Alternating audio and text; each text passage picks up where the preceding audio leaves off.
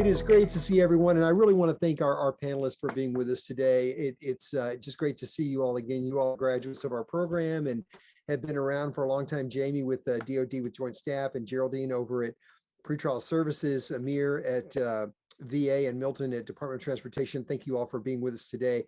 You know, we talked about this as we kind of got ready for this panel, doing some emails back and forth about the kind of the state of hybrid work and telework and what's going on in this next normal. And I think we're all still trying to work our way through that. I read a study just a couple of days ago that said that 52% of the American workforce changed jobs or made some change to their job in the last 2 years. So think about that for a moment. 52% of the American workforce in the last 2 years did something. They either changed positions, they left their work entirely, they took a demotion, they did something. And that's an extraordinary amount of activity for a workforce. And so, you know, that combined with what we're hearing about going back to work, going back to the workplace. By the way, we never say going back to work. That's a really not a good thing to say. You go back to the workplace, how's everything going to look? And we thought that we wanted to gather some folks together who could really share with us kind of what they're seeing at the ground level in and around government. So thank you all for joining us. I'm going to start, Amir, with you. I'm just going to ask you, and I'm going to ask all the panelists this question from the beginning. What's the current state for you over at VA? Hybrid, telework, what's going on with you all? So a big issue we're having is that a surgeon can't work from home. So it's all about policy over here. It's who can actually sit at a computer at a location of their choosing and operate. And where we're going through policy right now to figure it out, because the truth is the demand skyrocketed. There was the adjustment period to do it. And then once people got used to it, they saw the value. So we're working the policy path right now to see who can fit. All right, wonderful. We'll get into some more detail about that as well. By the way, I failed to mention for everyone that's attending today, please feel free to jump into the chat, send us a chat message. We'll be monitoring that box. We can pose that question right away. We're not going to wait till the end to ask questions. We just kind of keep it flowing as we flow. Geraldine, what about you? What's going on over at pretrial with you all? Well, right now and have been throughout the pandemic, about 25% of staff on site. We're kind of unique in the fact that we have different locations within close proximity of each other. Mm-hmm. But really our courthouse staff, which is the most kind of leaning in the staff, about 25% on a daily average present. And then also we're kind of more so focusing a lot on our virtual connections with the court in terms of court representation and some of our groundbreaking work. We're switching from telephone in terms of interviewing people who are up for arraignment. We've done things throughout the pandemic that was already available prior to the pandemic in that respect, switching more to a virtual posture. We had the capability before, but it's been more poignant now. Thanks, Geraldine. Jamie, what about over at the Pentagon? How are you all looking? Well, it's interesting. Only today we went to HEPCON Bravo Plus, which means it's the extended some of the abilities to do more things, right? We're no longer in a mask. We can now go to the Pentagon Athletic Center, which is the gym inside the Pentagon, without having a reservation, because there was limited a number of people that could go into that area and work out. And then there were timelines associated with that. Civilians could go at certain times and military could go at certain times, and contractors were not allowed in because of the limited space with people going in. Now everybody can go in on times, but you do try to, maintain that 6 foot difference, and dependent on what your portfolios were, what you needed to do, that kind of determined when you were in the building, right? So it depends on if your programs, what level of classification you were, whether you worked from home or virtually, or whether you worked in the building. And some portfolios like mine, I never left the Pentagon. Got it. There are lots of change going on over there. Milton, what about over at transportation? DOT, we're just emerging from 2 years of a maximum telework posture, where essentially all non-essential employees were working from home full time. And we're just now starting to implement on a staggered basis OPM's back to work guidance. And that includes going back physically to headquarters at least 2 days per 2-week pay period. So a lot of people are kind of approaching a once a week cadence, or starting to figure out what that cadence might look like. We're also starting to implement a remote work policy, which is brand new for the department, which is enabling certain people to apply for and be approved for a full-time remote work. So they're not assigned a place at headquarters. They're not assigned a headquarters phone and so forth. Wherever they choose to live, and that's not limited to just the 48 contiguous United States, includes Puerto Rico, Guam, and certain other territories. They can choose to make that their permanent duty location, and then they're paid commensurate to the pay scale relative to that area. So we're just kind of getting our feet back into headquarters and rediscovering what the commute feels like, frankly. Oh, rediscovering the community, aren't we all? Thank you, Milton. Yeah, just a lot of different places doing a lot of different things right now. And I'm kind of wondering, Geraldine, let me start with you. And I think I want to pose this first question to you. And of course, I'd love the panel to chime in as well. What have been some of the barriers to getting to where we are now for your group? Well, for us in general, we already had, like I said, those virtual contingencies in place, the ability to use platforms like Microsoft Teams or Zoom in order to provide that virtual support in the courtroom. But really for us, it's about serving at the pleasure of the court. So whatever the court needs, we need to be prepared to then execute for them. And for us, especially in the beginning, it was about that level of coordination at kind of that COOP level, if you will, continuity level that we're not very used to, especially being a small agency. And for those who are familiar, like category 4, really tiny, a blip on the spectrum, if you will, in terms of the federal government. But for us as an organization, definitely we have a very active bargaining unit, and sometimes and oftentimes when management is coming up with plans or decisions, as we did, we created a phased reopening plan to address everything that was coming down hot and fast with respect to the pandemic. And the changes we had to make, especially in supervision. There's always that added layer of coordination that needs to happen and negotiation with the bargaining unit. And even though we were very successful in implementing what we've implemented to work in this very hybrid virtual posture, there was definitely a lot of head work and continuous work. But that added layer with the bargaining unit, our union body and leadership, to ensure that things were done in a cohesive way, but also in a way that allowed for there to be that benefit, and also the ability, with especially with that fear up front, for the staff to feel comfortable and safe at work for those who did have to report. And I would say most of the concentration of those activities was really for the operational side. Our administrative side has been, even prior to the pandemic, very much telework oriented or familiar or in that posture. But the biggest lift for us, which is always a continuous challenge being a small agency, our IT infrastructure and the dollars to make sure that there's the integrity of our IT infrastructure to support remote work and to support the transition to some virtual business processes during the pandemic, that mainly that the virtual assessments and virtual court representation specifically.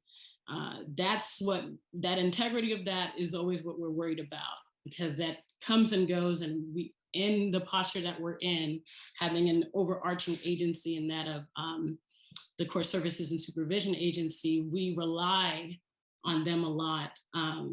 We're not standalone in that sense. We rely on their IT department a lot of the time to ensure the integrity of our infrastructure.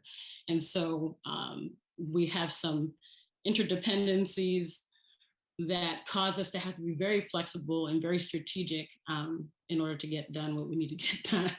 But in terms of barriers, I feel like we were able to really execute very well. And I would say the only thing that is a hiccup in terms of speed of addressing things or getting things done or implemented is really kind of that negotiation piece with our bargaining unit. Yeah, I understand. Sounds challenging. Amir, have you seen similar things over at the VA in terms of the barriers to getting where we are now? Accountability has been the biggest thing. Like, how do I hold a person accountable who I've seen physically every day? And we don't have that answer yet. I'd like to jump in on that one as well, because someone that's been at work the entire time, it's very difficult when you're trying to reach out to someone to ensure that the mission is continually getting done, and you cannot find the person to get that. And they're, well, they're teleworking and no one's in the office and you can't find the person on telework. It's that accountability piece that we struggled with in the Defense Department. And I was wondering if the VA was having that problem as well, or any other of you guys on the panel, because that is a continual struggle with us, is those different branches and divisions within the unit that could operate virtually that we were having a really hard time with as people are coming back into the building. And it's been really difficult for the accountability piece. Yeah, it's a great topic. So let's stay with that as a barrier for a moment in terms of accountability. So are you saying that you saw, or there was a concern about the ability for the people that were working remotely to be as accountable for their work as the people that were in the building? Certainly. So yeah, for us, I know, I think initially there was a lot of responsive behavior. And then as time went on, I think that so did all of the measures, because people just started dropping off, and the accountability from leadership down, right? It wasn't management, it was from the top down that everyone started kind of dropping the ball on that, and we just couldn't have accountability like all the way. So it was hard because we're so used to being in a structured environment that when you don't have that in place, you can't reach out, then it's very difficult to hold people accountable when you can't see them or touch them, and there's no responsiveness to emails, or you're like an entire office is not in the office. That's kind of it's difficult. At least for us, it was very difficult. So Amir, did you want to comment on that? And so to add on to that, I wanted to talk about developing those skill sets within our supervisors. And that was a hard thing to say, hey, I know you're used to an office where you walk through and you just look around. How do you turn that into a laptop behavior without becoming, without harassing, honestly? Because normally I can walk past your desk as many times and it's fine, but now I have to call you. Is it rude to call now? We're talking about cultural changes, and it's been great. It's been great. I don't think I've heard that phrase, laptop behavior. I think I like that. Milton, what about over transportation? How have you all tackled this? Transportation, at least in the agency I work for, the National Highway Traffic Safety Administration, accountability hasn't been a big issue for us. And I might speculate that it might be the different size of the agencies we're discussing. We're a relatively small agency and a relatively narrow and focused mission: save lives, prevent injuries on the roadways. So we've been fairly focused and surprisingly accountable, frankly. I might attribute some of that to a regular telework policy that we had implemented pre-pandemic. And so maybe some of the kinks and the trust issues and the communication channels, frankly, that are necessary to establish a healthy remote telework relationship, we had already kind of been able to work through some of those growing pains, I think. Yeah, thank you, Milton. I'm going to stay with you for this next question. What have you discovered? Was there anything that you discovered on this pathway that was a success that you didn't anticipate? And what was something that maybe you struggled with that you didn't anticipate? In terms of struggle, I'll take the struggle first, and this is just a personal struggle, but it was just accepting the fact that I'm in a long-term work from home situation. And it was a double whammy for me personally, because not only was I shifting to full-time telework, but I was the first cohort in the American University Key program to finish up remotely. And in the back of my mind, I was thinking, gee, this isn't going to last. And, we're going back soon, and I'm not investing in a desk in an office. So I spent a year on my bedside table, tapping away, doing work by day and school by night and weekends. So that was the biggest struggle for me, I think, is just accepting that this really is becoming the new normal. And what we experienced over the last year, to some extent, predicts what we're going to be experiencing in the future. So that was a struggle for me, I think, that level of acceptance. In terms of successes, I think, and there were many. I think we adapted very well to quickly taking what were manual processes, physical folders with printouts that you took from the printer, and turning that into electronic data document management workflow, form fillable documents, electronic signatures. We were fairly capable in adapting to that. But personally, and I think I share this with a lot of my colleagues, one of the biggest successes, I think, is discovering that, we always talk about work-life balance. And I think there was an assumption, a presupposition that work and life were somehow mutually exclusive. If I'm going to work, then I can't be having okay, I'm shutting off the laptop and I'm leaving because now I'm focused on my life.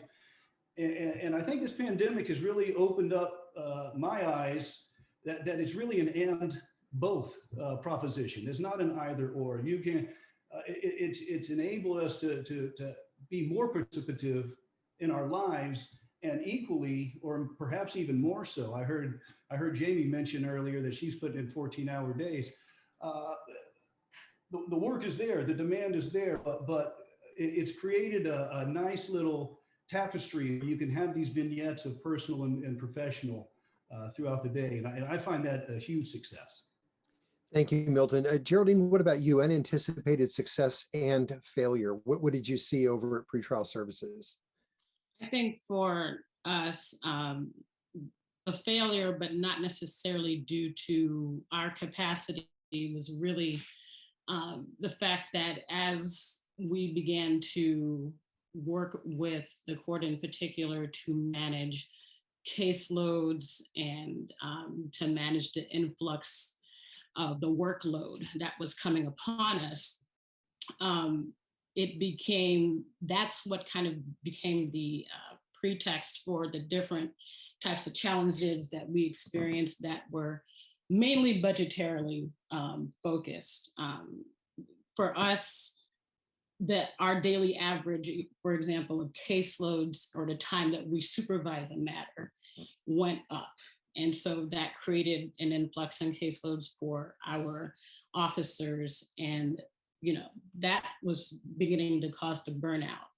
And then there was also an increase in particular for GPS monitoring, and we have that through a contract and through contracts. And so the cost that was incurring and increasing as a result of that, the court trying to say, hey, we can't do what we normally do in this situation, which is maybe impose an in-person reporting condition or a telephone reporting condition.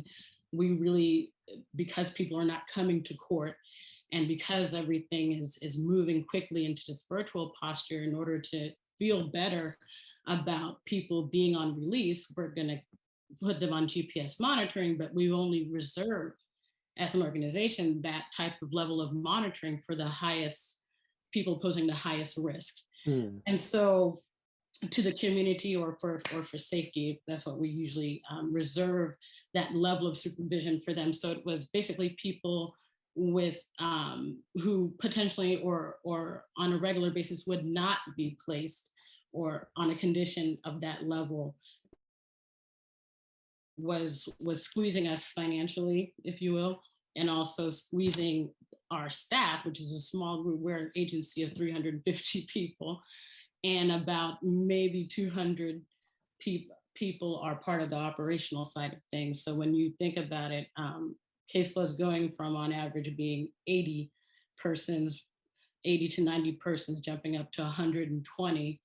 And then this one unit that handles those high level matters that would involve GPS supervision, usually handling a smaller caseload because of the heightened level of scrutiny and supervision protocols required to handle those cases being overloaded. So I would say that because of the nature of what we do and the service that we provide both to the community and the criminal justice community at large, our partners, it is not, we move, like I said before, based on what those stakeholders need from us and are asking us to do. We'll meet the request to the best of our ability, but it's not, and I don't hardly ever see a failure, if you will, in this context on our part. We've had challenges that we've weathered very well, and especially with being a small, once again, a small organization with such a small budget, we've found ways and have been very creative and on both sides of the floor, if you will, between operations and our administrative staff to ensure that we still were able to carry out the crux of our mission. So I would say that's, the biggest kind of, I guess, context between those two things. Yeah, sounds good. Thank you. Amir, for you all, you talked about some of the challenges. Has there been a success that kind of jumped out at you that you were like, wait a second, we didn't think this was going to be quite this good? I mean, has that happened for you all over at VA? So to be honest, this is a huge personal success for me because I've been yelling and screaming, let these people stay home. Like, we're all laptop people, let them stay home. And then for years, I've been here for 12 years and the answer has been no. These people had to go home. They finally had to go home, and I just sat back and I just smiled. And I was like, I told you, we're right. And things, when I tell you there's so much political stress in the office that it doesn't, I don't want to say get social, but it kind of does. And a lot of negativity can come with the arguing and the politics and just the way that the central office entities work. Mm-hmm. And then when people all started to go home, it started becoming more about the work. And a lot of the social norms that were happening, all of that went away. And at the end of the day, we all just became people. So if I hear my kid screaming in the back and your kid screaming in the back, we're all just people.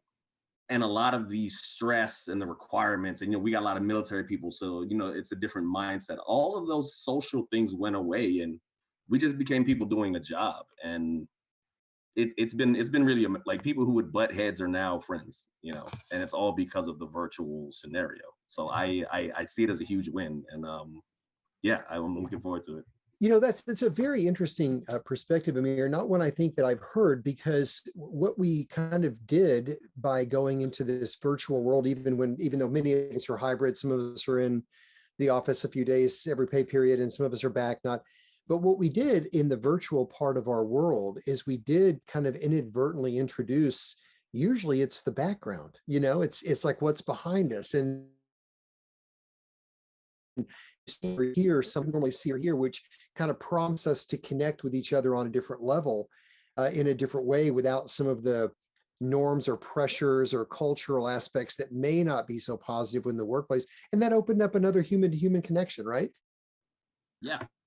And while I was on the call, I took my blur off because I didn't want you to see my daughter's mirror and the balloon and the hat, So I'm like, let me put my blur on because this is a professional setting. But eventually it's like, hey, he's got a daughter, he's got a hat, and those things matter so much, because a lot of times, myself included, we jump into our work form, forgetting that it's work-life integration at the end of the day. And you know what, Amir, I just took my blur off because you're right. You know what? I live on a sailboat, and people think, oh, you must live this incredible, living on a sailboat is really nice most of the year. But oh, he must be chilling. No, I'm working. I am working right now. So those of you that are seeing this background now, that I took the blur off because my friend Amir convinced me. Thank you, Amir. Appreciate that. Jamie, let me go to you. I have a question for you. So you work in an extremely unique environment at DoD. What can you tell us about kind of what's happened in terms of the transformation, and why does it look different for you? Or do you think it does look different for you all? So, I mean, it does look different. It, it forced us to get out of our comfort zone, right? And I do not share Amir's feeling about being at home. I believe, I certainly respect it. And I think that there is opportunity for other, um, other areas to work from home from time to time. But I also think that it does create a social disconnect between us just working, right? And I think we do have to have some social activity within us, right, to get the mission done, like to have that social connection. And when you don't have that physical, it does lack. I did notice there was a lack of people when they were not together. That we had a closeness down where I was because we stayed together. So the transformation that I did see was we did have a closeness because we stayed together. We kept things moving forward. At the same time, I also think, to his point, balance, right? You doesn't have to be one necessarily one way or the other. It doesn't have to be all in or all out. So I think that I think what the department learned is that you can do things. It doesn't have to be all one or the other. So being there, but also learning at what opportunities that you can have people work from home and have contingency plans so it doesn't have to be that way. And I think that's something that we did learn as a department. I think that we put security precautions in place that we've never done before, and we started taking care of ourselves and each other much better than we'd ever done in past, which is also very important. I know that in the Defense Department, we always quote unquote, take care of each other, but I think that we really started to take care of each other. And I think that that really continued to move forward in my world. And I can't speak for anyone else, but we are apolitical where I'm at. So that's not a big thing where we are. So that social fluster wasn't a thing. And I think that as we move forward, in my little basement. I think that we have put all of the different things in place. Like the big hoorah was that we could all work out together without a mask on. So that was a big deal. The mask was a real issue for a very, very long time because I know that we were all, because we're federal employees, that we were all vaccinated, and then we were told to put a mask on top. And I think that was a very constraining issue for us for a while. But once we got past that, and we realized that that's our job to follow the rules, so we just did it. Then we transformed past that. So I think again, understanding what we're doing and why we're doing it, and what the health of the force means, and that means sometimes mental and physical, right? Mm-hmm. Yeah, no, totally understand. I mean, it is a very unique environment where you are, I think. And Amir, I want to go back to you for this next question too. The transformation that you saw and that you're seeing right now at the VA, how would you describe it? Was it something that's been met with fear, with enthusiasm, with trepidation, with concern? What has it been met with? What's it been like?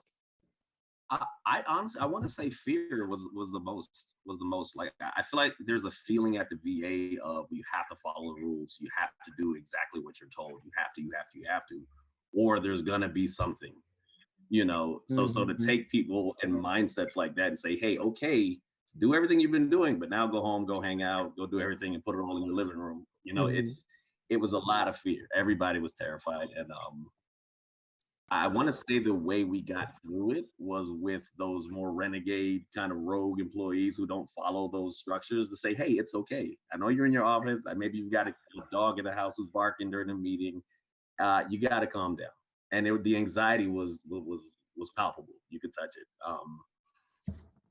One of the I don't know if that's well, one of the early surveys as COVID kind of took hold in the nation, one of the early surveys showed that 70% of the American workforce was afraid because they were afraid their bosses weren't going to believe that they were working. And so there was a big issue of trust. There was like, well, I need them to trust me that even though I may be doing laundry, or I may not be wearing a tie at the moment, I'm still working. I'm still doing stuff. And so there's a big issue. Jamie, what about for you? Was it fear? Was it trepidation? Was it excitement? What was it transitioning for DoD? I would say maybe a little bit of all of those things. It went in Mhm. phases, right? Because it lasted for a very long time. So initially it was fear, right? Fear of the unknown. How long is it going to last? And what's at the end of that, right? And what are we supposed to do to protect that? Mhm. So there was that. It was the anxiety of making sure that we were going to be able to protect our people and protect our nation. And so then there was that. And then, oh, can we protect ourselves and our family, right? On a personal note, I have a son, and because I wasn't there with him, I was frightened at first because he was at home by himself for a long time, and he's older, but it still makes you nervous. And I was concerned a lot about that type of thing. But as the department transforms, we went through all those cycles, right? We went through this cycle of wondering how it was going to be, being angry. Of course, we were very angry, and of course, we wanted to blame someone. And we got past all of that, and then it was just really those were quick. And then we just dug down with, okay, it's time to just focus on what we need to do to get through it and take care of each other and make it better. So we started really implementing rather quickly. I have to tell you, our HR department did a fabulous job. I felt for them because the majority of our HR worked tirelessly. And when you are writing in the middle of the night and they're answering you, that's very hard because I think, to your point, when someone is working from home, they want you to believe they're working, and that means they cannot unplug. And that's very, very hard, I think. And again, it's balance, and that comes within, and that's the trust between leadership, and that's a very hard thing, right, to do. So again, we've been trying to work through that. 80% is back in the building right now, and so that's also a challenge because people are struggling with being back in the building and struggling with parking again, and struggling with traffic again, and struggling with the metro again, and the buses again, and that poses a whole new work-life balance that we actually forgot about because it took me 2 minutes to get to work, and now it's taking me 25, right? And so now our stress levels are going up, and things are going back up as it's going back to normal. But that is the transformation as it ebbs and flows. And you said 80%. So is it 80% of the workforce at DoD is back full-time in person, or Joint Chiefs? At the Pentagon. It's Pentagon. Wow. Wow. How about that? So Milton, I'm guessing that in terms of whether it was trepidation or enthusiasm, probably since you all had kind of done this type of work and had somewhat of a hybrid approach before, was it a huge transformation for you? Was it pretty easy going for the work team? Echo what my colleagues described. It's the reactions were really across the board. Of course, fear that we just talked about, fear of the unknown, the uncertainty, first with COVID itself, then with the vaccination attestation process, then with the return to work. So it's growing pains, and it's uncertainty that I think has led to fear. I'll echo Jamie, our HR department has done just a tremendous job at communicating constantly with brown bag lunches, with email blasts, with sit downs and so forth, just to field the questions, is even though they might not have the answers, to give people an ability to express those concerns and realize that they're all legitimate and they're shared among many. At the same time, we've had, and this came as a surprise to me a little bit, being mostly engineers, you would think they might skew towards the section like me and might embrace working from home, but no, there's quite a few who said, I really derive my energy and I connect with my work by being in the building and by delivering on mission, even if I'm not surrounded by all my colleagues. So we've had a very broad reaction. And we, again, just really trying to work through the unknown and learn to feel comfortable and to continue to lead given that uncertainty. It's interesting, Milton. We've seen the same thing with the scientists in the work that we do. The scientists really prefer, they want to be in person. They want to be there in person. And you kind of would think the other thing. Amir, did you want to add something? So I work in human resources for the Office of the Secretary. So we spearheaded a lot of the initiatives to get people over into the at home world. And one thing that we saw again and again was the fear by leadership. And that was the big thing. They didn't want to change. They wanted everyone in the office. They wanted, and we're going to get to this world eventually. They're in the private sector. People have been doing, my cousin has been doing this for 10, 15 years. He went over to India, he's doing the same job, enjoyed India, travels the world. So it's going to happen. And if you were to ask me, from what I've seen in HR, it's the leadership that's happening because the accountability is there. You have to be accountable. What have you been doing that's antiquated? And I think that's kind of what I wanted to talk about. Like, what are we doing that's antiquated? We're all having conversations. We're all being productive. Why do we all need to be on Patrick's boat? Yeah, absolutely. Makes sense. Geraldine, what about you all? So you also had, in the work that you do, especially with the courts, you all have had a lot of contact that was not in person necessarily. So was it a fair transition for you? Yes, and that's why it's hard for me to answer that or to kind of fall in line with my colleagues with respect to the accountability piece. There was no question, from the beginning or the end or in the middle, that by nature of what we do, those deliverables, those court reports, that court representation for a hearing, you have to be present. Those reports have to be in. Those criminal background investigations have to be done as the arrests are made. Those interviews have to be completed.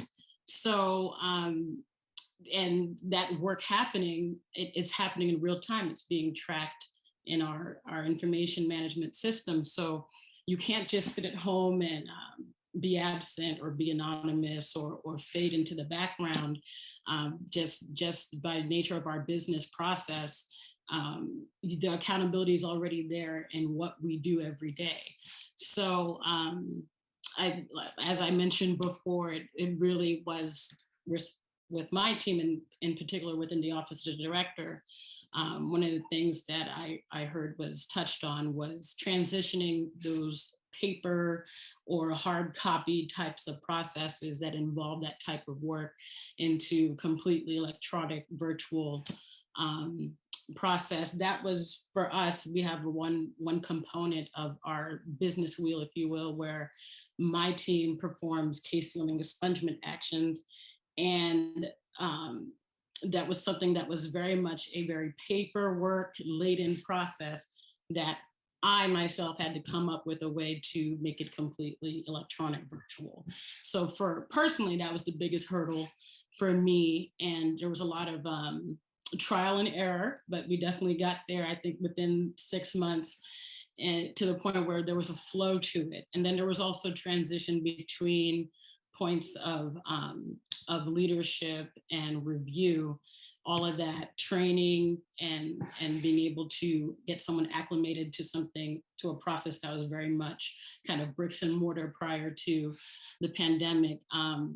For me personally, that was the biggest hurdle. But when I'm thinking about operations, which I spent about half of my career at the agency in operations, that flow and those transitions were dynamic and they were quick, and there wasn't a whole lot of lag time because we're providing services, we're providing a deliverable. When police officers are calling, to get information or to verify information, someone needs to pick up the phone. So for us, that accountability factor or that measure or trying to locate people, you probably, I hate to say, you probably wouldn't be around long if you weren't doing your job. No, thank you, Geraldine. And I see some really great comments in the chat. Thank you, Mike, about productivity. Your office has done quite well. And Kimberly, I really hear what you're saying. There are not one size fits all. And I think that's probably the path that we're all on. As you know, organizations are trying to figure out what is going to work well given the mission that each organization has. And that's the path that we're on. And so with that, I am going to ask one more question. And Milt, I'm going to start with you on this. Think beyond your organization, if you will, and just tell me in 5 years, what do you think this is going to look like in terms of the balance between hybrid and in-person? I mean, are we hybrid forever? What do you think? I do personally. I think this is hybrid is the new normal.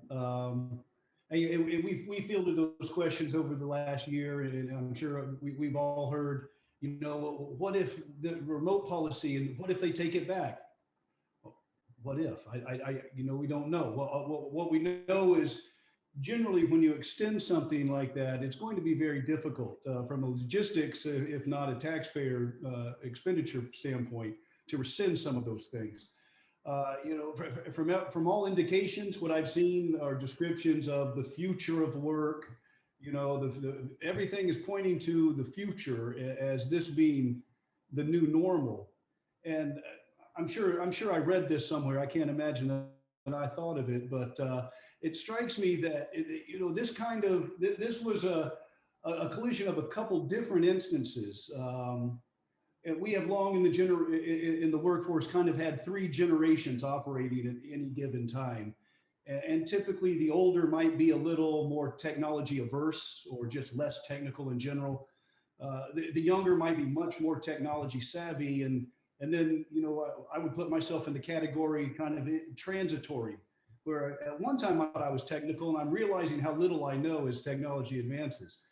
And there were trust issues and communication issues, some of which, you know, that didn't exist a decade or even 5 years ago. These Zoom meetings and this ability for however many of us to get together instantaneously and see each other, pull a meeting together. You know, we're back in the brick and mortar days.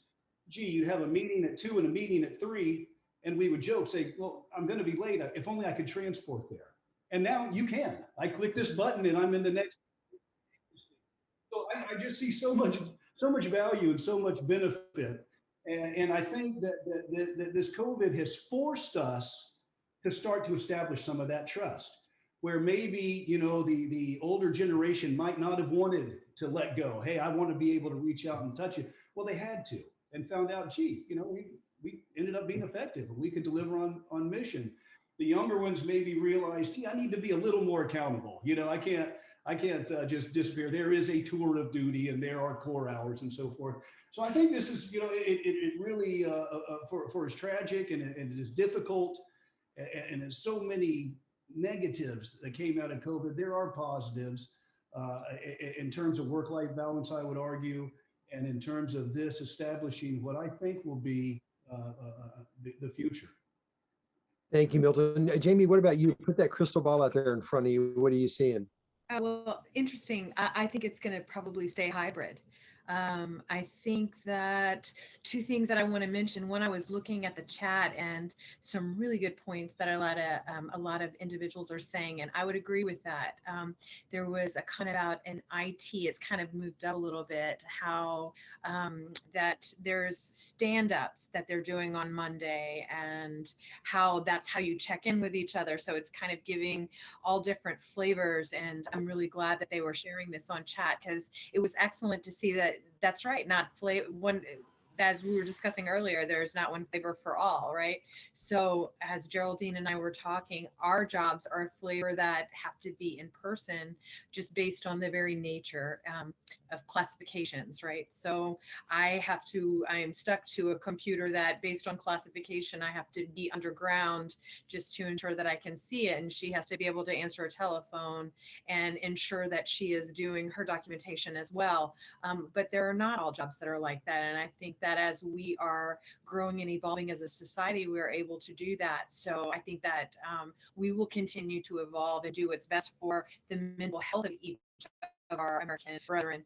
At the same time, I do want to give a shout out to my leadership, my joint staff leadership, as they were very transparent throughout the entire pandemic on where they stood, whether they had it and talked about it and said, okay, this is what's going on, and this is where we're at. But they communicated with us and gave us direction and never kept us in the dark about anything, and were very open and honest all the time. And that's very helpful for someone like me, because I follow by example, right? So it was a hard time, and I was glad to have very clear guidance through my leadership. So I hope that everyone, at least on the panel, had the same. And I think as we move forward, I think that's basically what's going to happen, that we're going to continue to evolve as our society evolves. Well, we started the panel by talking about how the pandemic has changed the workforce, the expectations of the workforce, and shifted the workforce, but it also exposed leadership, good or not, right? And you had a great experience, and that's terrific. And we've heard really nice things from the other panelists as well. Geraldine, any thoughts for you about the future? How are things going to work for you all? Yeah, I think once again, we'd be following the lead of the court and what the needs of the court are. I know the court in itself has moved towards instituting virtual Fridays. So regardless, I think they're going to be making some permanence of that, making sure that they do hearings and have trials and different matters virtually on Fridays.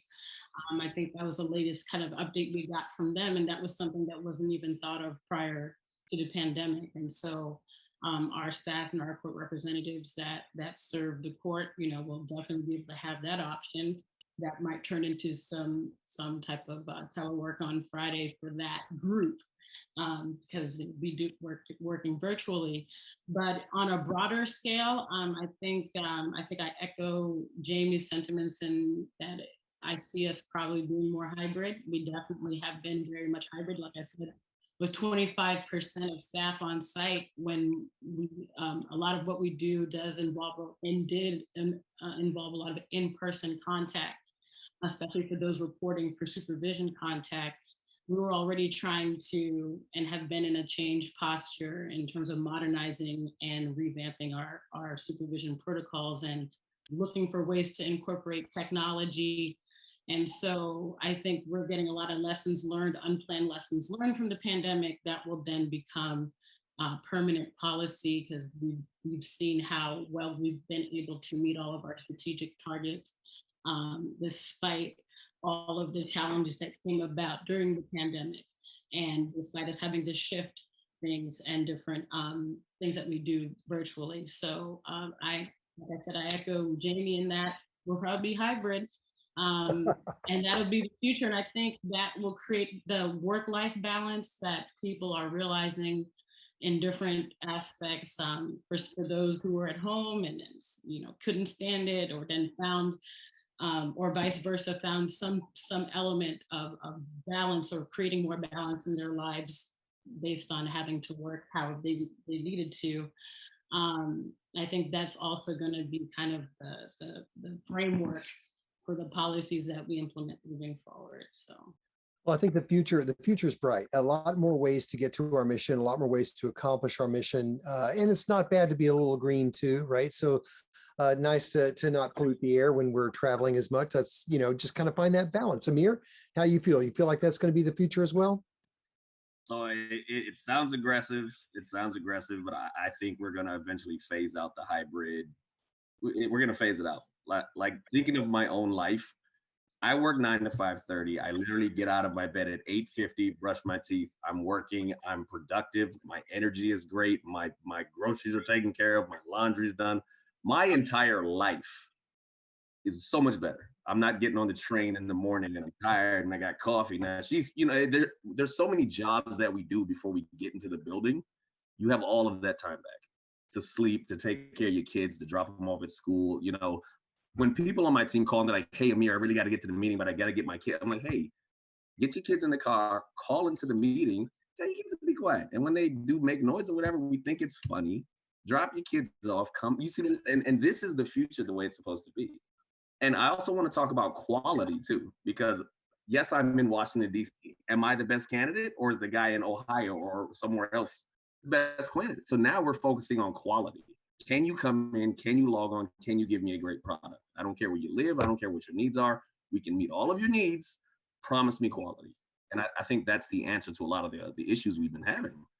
It's quality. That's all we want is quality. We want you to be healthy. Yes, you can be healthy. At noon, I get up, I go outside, I stare in the sun, I can jog, I can do what I want. It's the way of the future. And I am HRIT service implementation, so I do this fight constantly. You got to use the new system.